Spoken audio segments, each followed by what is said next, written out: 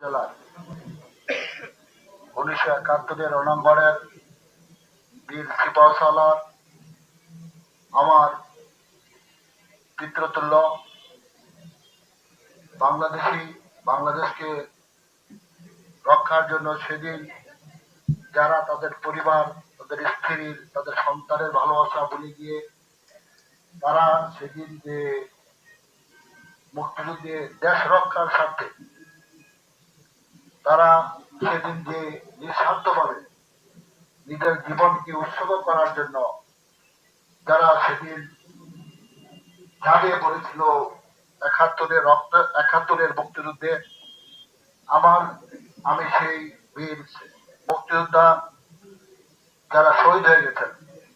তাদের রুহের আত্মার মাগফিরাত কামনা করছি। আমি 71-এর আমাদের বাংলাদেশের 4 শ্রেষ্ঠ সন্তান